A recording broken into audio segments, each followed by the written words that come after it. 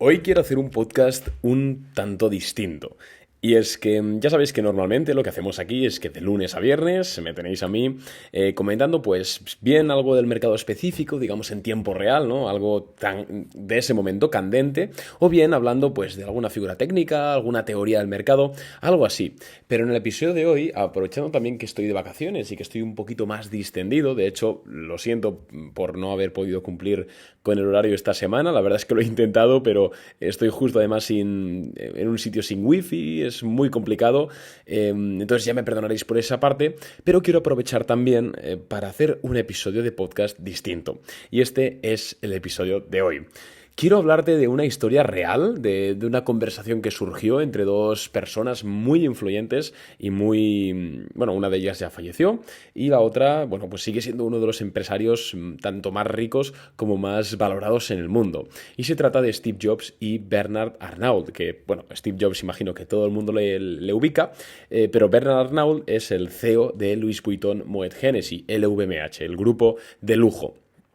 Y bueno, pues esta historia tuvo lugar en 2009, creo que es, si no me falla la memoria, o 2008, no lo he podido comprobar porque no tengo internet ahora mismo donde estoy grabando esto, pero más o menos sería esa fecha, un día de 2008 o 2009, en el cual Steve Jobs y Bernard Arnault estaban cenando. Sé que son esos años porque este suceso fue muy inmediatamente después de que Apple hubiese lanzado de forma mundial, de forma ya global, su Apple Store. Recordemos que el iPhone, cuando salió en 2007, no incluía un Apple Store, no podías descargarte aplicaciones. Eso es algo que añadió Apple un tiempo después a petición de muchos desarrolladores y usuarios. Es decir, fíjate lo que sería hoy en día el iPhone si no hubiesen permitido a desarrolladores desarrollar aplicaciones para el mismo. Entonces, estamos en ese momento, ¿no? 2008, 2009, Apple acaba de sacar al mercado la Apple Store con su nuevo iPhone 3G y pues Steve Jobs y Bernard Arnault están cenando, están haciendo una cena de negocios, de amigos, lo que sea.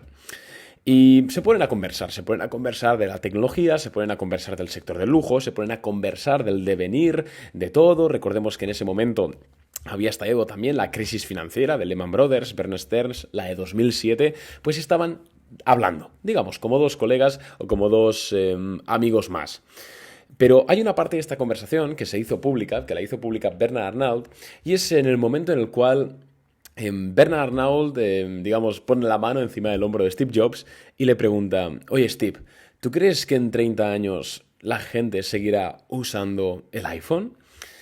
A lo que Steve se queda pensando un rato y dice, bueno, pues no lo sé, la verdad es que es un producto que acabamos de lanzar, tiene mucho potencial, pero bueno, no se sabe si va a cuajar y en el caso de que cuaje, ya sabemos cómo va la tecnología, no es algo que puedas predecir. Hace 30 años todo el mundo empleaba teléfonos fijos y hoy en día están prácticamente extintos y hay muchísimos ejemplos de este estilo, ¿no? O fax, por ejemplo.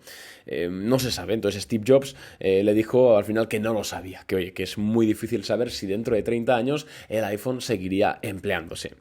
Y Steve Jobs, un poco de forma pícara, le preguntó, oye Bernard, ¿y tú crees que Dom Perignon, que es, para quien no lo sepa, una marca de champán súper famosa, francesa, creo que la primera cosecha fue en 1920, algo así, por ahí andará, súper cara, súper lujosa, para quien no lo sepa, doy un poco de contexto, unos 3.000 euros suele valer la botella, dólares, y es propiedad de LVMH, ¿vale? Así como Moet, pero esta es un poco más exclusiva.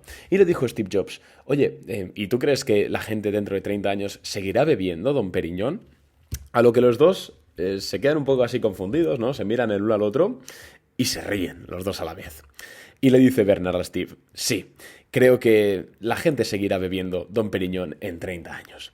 Esta pequeña historia real, que al final, bueno, no deja de ser más que una anécdota entre amigos o entre compañeros, es muy buena para ejemplificar un poco las dos dimensiones de los negocios que tenemos hoy en día. Esto es interesante para nosotros, tanto como especuladores como inversores, ya que yo al menos siempre soy defensor de que yo, ya sabéis, y en Boring Capital lo que más hacemos es especular. O sea, nosotros mandamos ideas de swing trade a nuestros clientes con plazos cortos, ¿vale?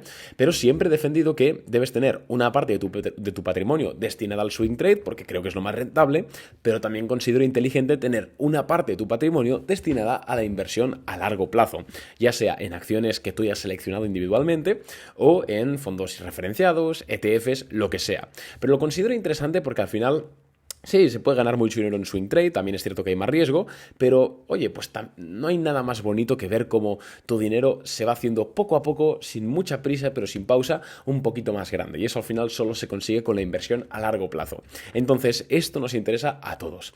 Y es que esta breve conversación entre estos dos CEOs nos ejemplifica los dos negocios que hay ahora mismo en el mercado, los dos tipos de negocios.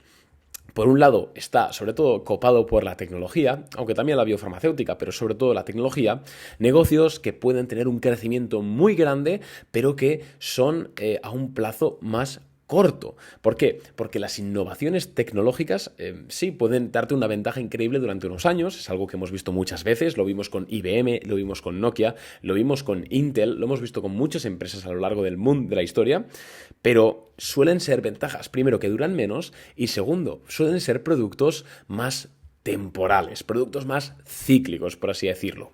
Mientras que hay otro tipo de empresa, que son, en este caso, la ejemplifica Dom Perignon o Louis Vuitton Moet Hennessy, que son productos atemporales, que son empresas que producen productos que obviamente no hay un crecimiento bestial, obviamente puede haber crecimiento o puede no haberlo, pero no va a haber esos crecimientos de triple dígito durante 4 años o 5 años que hay en la tecnología, pero sin embargo hay una base de consumidores muy fiel, es un negocio que ya está maduro, que está asentado, que tiene una demanda más o menos estable, donde sí que se puede hacer una jugada más a largo plazo. Está el sector del lujo, por supuesto, en este caso, que es el del ejemplo, pero hay muchos más sectores de este estilo, por ejemplo, la construcción, por ejemplo, los industriales, las empresas industriales, quiero decir, las finanzas, aunque ahora mismo ya sabéis que yo no recomiendo invertir en bancos, ni ahora mismo ni nunca, pero bueno, hay distintos sectores donde sí que puedes hacer jugadas a largo plazo.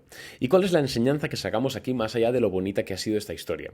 Pues la enseñanza es muy simple y es que, sobre todo cuando estamos invertidos en empresas tecnológicas, no debemos tener un horizonte temporal tan alto, o sea, tan amplio, tan largo.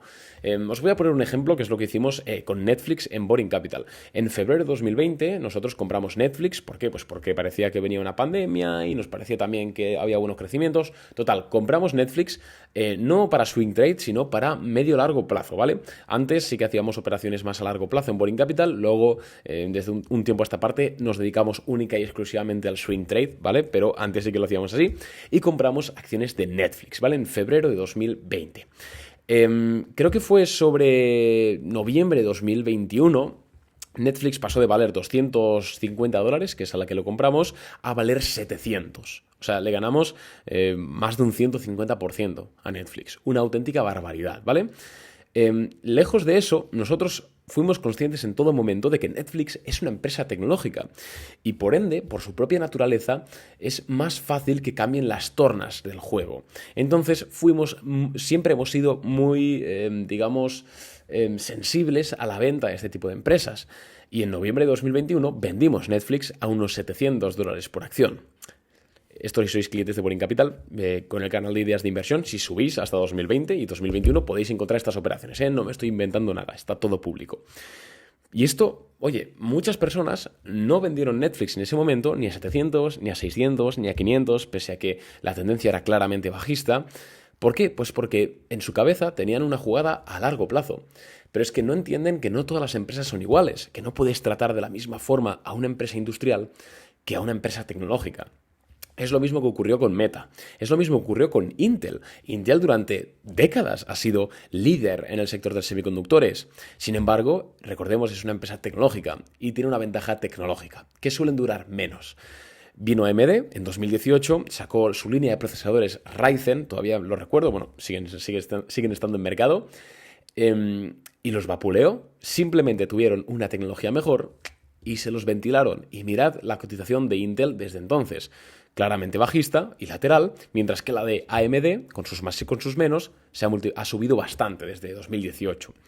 Lo mismo ocurrido con Nokia, lo mismo ocurrió con BlackBerry, lo mismo ocurrió con Blockbuster, ha ocurrido con muchas empresas en la historia y sobre todo con el común denominador de que son tecnológicas. No digo que en otras empresas no suceda, pero suele suceder más en tecnológicas porque ese horizonte temporal es más corto. Entonces, simplemente de este podcast, quédate con que no puedes tener el mismo horizonte, no puedes llamarle largo plazo al mismo plazo para una empresa de un sector maduro, como la construcción, por ejemplo, que a una empresa tecnológica. No puedes hacerlo, porque si lo haces, pues corres el riesgo de caer en este tipo de fallos. Entonces, nada más, espero que te haya gustado el podcast. Si ha sido así, recuerda que puedes valorarlo en todas las plataformas de audio que estés escuchando, ya sea Apple Podcast, Spotify, la que sea. Yo te estaría muy agradecido. Y oye, que si quieres recibir nuestras ideas de inversión, aparte de resúmenes diarios de mercado, aparte de tener contacto 1-a-1 conmigo por Telegram para cuando quieras y pues ganar lo que ganamos en Boring Capital, recuerda que puedes hacerte cliente, boringcapital.net. Ahí tienes toda la información y oye, que lo estamos haciendo genial. De hecho, hace 2 días vendimos nuestra primera operación de abril CDNS con un más 4,2% y la vendimos de nuevo, qué casualidad, justo antes de que el mercado se desplomase. Así que, oye, ahí te esperamos. Si tienes más de 2.000, 3.000 euros dólares, es un servicio que se paga solo y es rentable estadísticamente. Un abrazo y nos vemos en el siguiente. Chao.